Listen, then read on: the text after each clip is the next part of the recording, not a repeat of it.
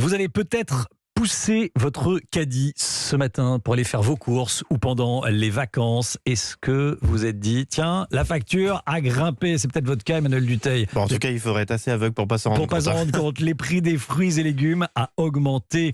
Les prix ont augmenté. D'autres produits pourraient également être concernés. Déjà, Emmanuel Dutheil, chef du service éco d'Europe 1, comment ça s'explique? Bien, déjà, on va regarder peut-être la hausse, parce que quand on dit il faudrait être aveugle, il faudrait vraiment être aveugle parce que quand même, quand on regarde les fruits et légumes, c'est 20 à 30% de hausse. C'est vrai notamment pour les pêches, pour les nectarines, pour les abricots.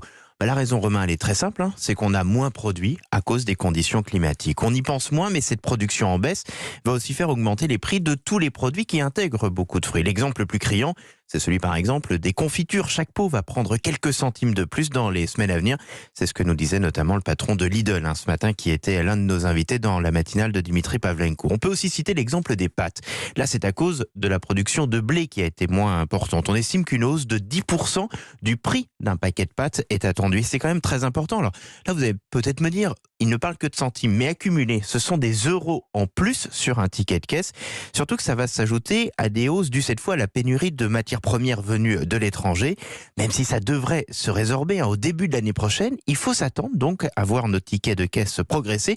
Surtout que cerise sur le gâteau, si vous allez faire vos courses en voiture, là aussi, ça va vous coûter plus cher, puisque là aussi, pour tous ceux qui ont circulé cet été en vacances en voiture ou qui vont chaque jour au travail en voiture sans rendre compte, les prix du carburant sont à des niveaux extrêmement élevés en ce moment. Effectivement, ça coûte une fortune de faire son plein. Dominique Schelcher, patron de Système U, merci d'avoir choisi Europe 1 pour parler à la mi-journée. Bonjour Dominique Schelcher.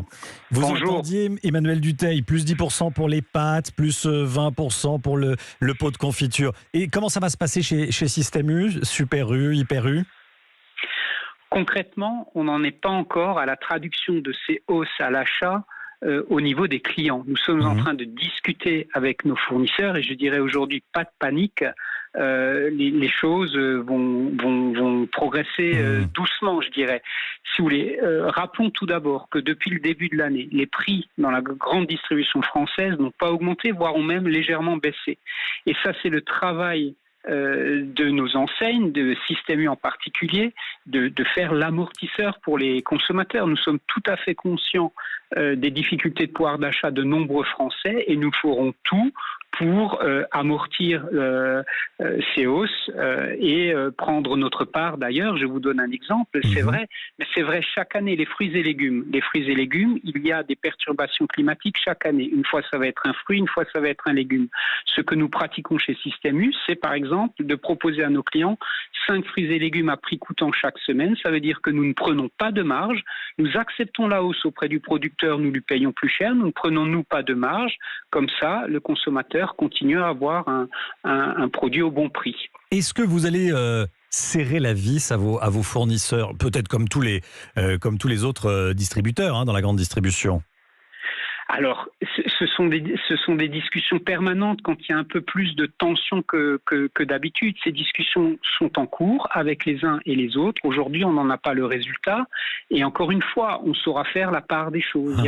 Il y a des moments où il faudra accepter, mais encore une fois, on trouvera des solutions pour ne pas impacter grandement le consommateur. Ça, c'est notre premier objectif, évidemment. Je rappelle un chiffre l'année dernière. 10% de Français en plus ont demandé de l'aide alimentaire à toutes les associations qui s'occupent de cela. Ces clients sont aussi dans nos magasins. On pense à eux et on fera tout pour préserver également leur pouvoir d'achat. Donc, encore une fois, les discussions sont en cours. C'est en cours. Merci beaucoup Dominique Schelcher, patron de Système U, d'avoir été en direct avec nous dans Europe Midi. Très bon après-midi à vous.